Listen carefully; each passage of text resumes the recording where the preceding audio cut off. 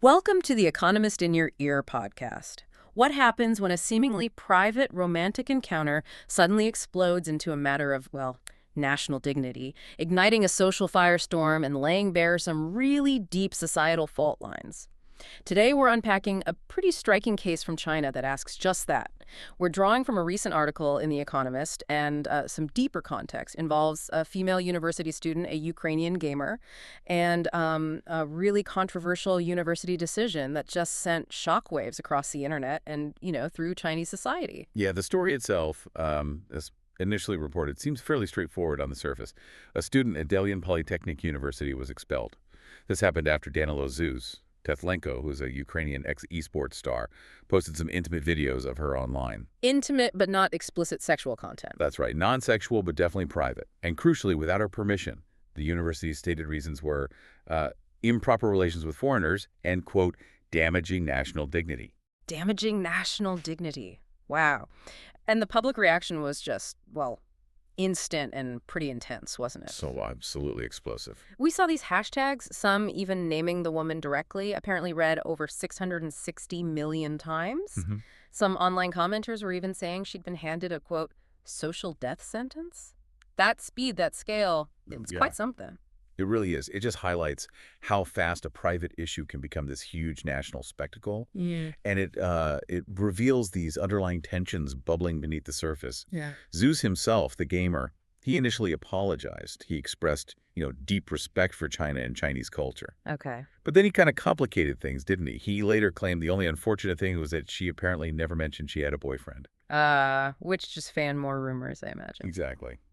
Didn't really help matters. So let's dig into this university decision, linking a personal relationship with national dignity. What's really striking, as the article points out, is the contrast in how similar situations seem to be handled depending on who's involved. Right. This is where you really see what looks like a clear double standard. So while this female student faced expulsion, public shaming, the works, we see very different outcomes for male students. Like what? Well, for example, there was a case in 2022. Male student at Gillen University of Electronic Technology, he was caught filming up women's skirts. His punishment, just probation. Probation, okay. And then in 2023, another case. A male student, kept anonymous, accused of sexually harassing a woman at Wuhan University. He only faced academic penalties, no expulsion, no public naming. So expulsion for her, probation, or academic penalties for them, it really highlights that gender bias you mentioned. Absolutely. It suggests this isn't just some random administrative decision, but perhaps reflects something more deeply ingrained. So why did this particular move by Dalian Polytechnic, connecting this tryst with a foreigner to national dignity, why did it touch such a raw nerve? Okay, this is where the legal side and the historical context become really important. Legally speaking, the university's action is, well, pretty contentious. Rights lawyers point straight to China's own 2021 Personal Information Protection Law, Article 28 specifically. Which says what? It basically bars disclosing private data without consent. And by publicly naming the student in their decision, the university itself seems to have violated that very law. So the institution invoking national dignity might have broken a national law designed to protect personal dignity, essentially. Precisely. And furthermore, the Ministry of Education issued guidelines just this year, 2024, on student rights. Those guidelines, they only list expulsion for serious things like criminal acts, violence, or, academic fraud, not consensual adult relationships. So legally, she might have grounds to fight this. The lawyers quoted seem to think so, yes. They believe she'd likely win if she dared to take it to an administrative court, which is, of course, a big if. That's a huge detail. Now, this whole concept of national dignity in university rules, where does that actually come from? It sounds a bit dated. It is, yeah. It has a fascinating history. These clauses trace back to party directives from the 1980s. Originally, they were part of warnings about something called peaceful evolution. The fear was that Western influence, even through things like dating foreigners, could subtly undermine the socialist system. So it was initially aimed at potential political influence, like through Western diplomats. Primarily, yes. Yeah. And while these clauses sort of hung around in some university handbooks, they really weren't used much in recent years, in the 2020s. So this case marks a kind of revival, applying this old idea in a very modern, very public way. A significant revival, yes, and application of a concept that had been largely dormant. And there seems to be another layer here, too, doesn't there? Something about the geopolitics. The man involved being Ukrainian that wasn't missed.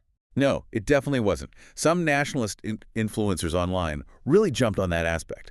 They started fusing the sort of sexual outrage with pro-Russia, anti-Ukraine rhetoric related to the war. Really? Like what kind of comments?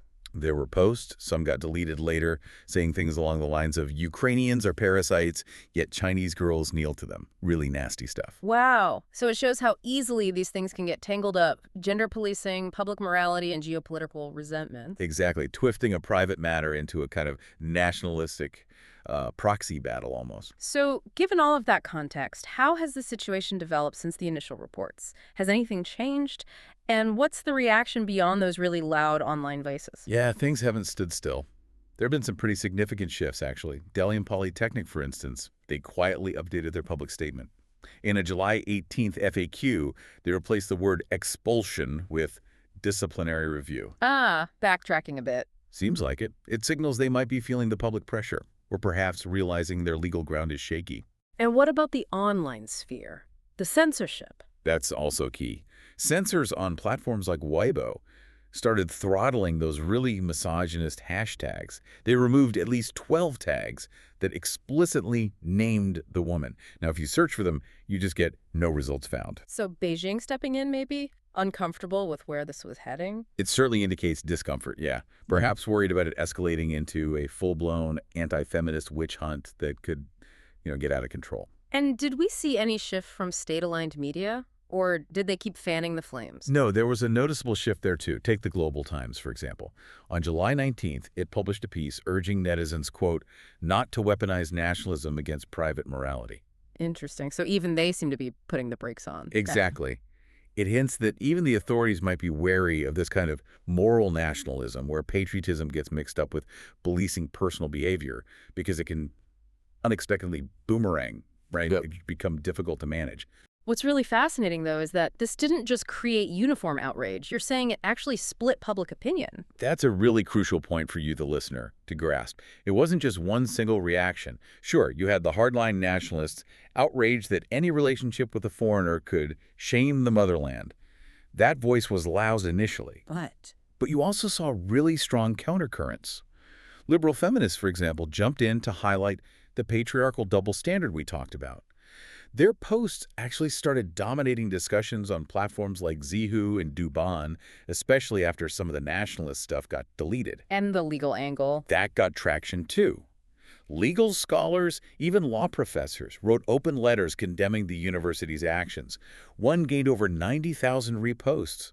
They hammered home the points about privacy rights being breached and the university, frankly, exceeding its authority. So it clearly shows that Chinese society isn't monolithic on this, even with censorship shaping what we see. Far from it. It reveals a real tension, a debate happening beneath the surface, even if some voices are amplified and others suppressed at different times. It really is a powerful illustration, this case. How personal freedom, national pride, digital scrutiny, how they all get tangled together.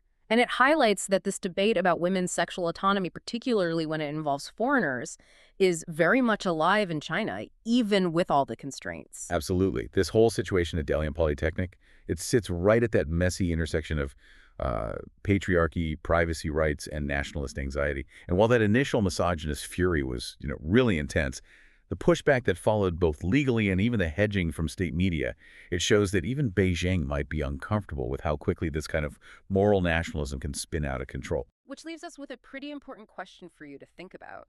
Where do societies draw the line between collective honor or this idea of national dignity and individual autonomy, especially now in our age of instant viral outrage?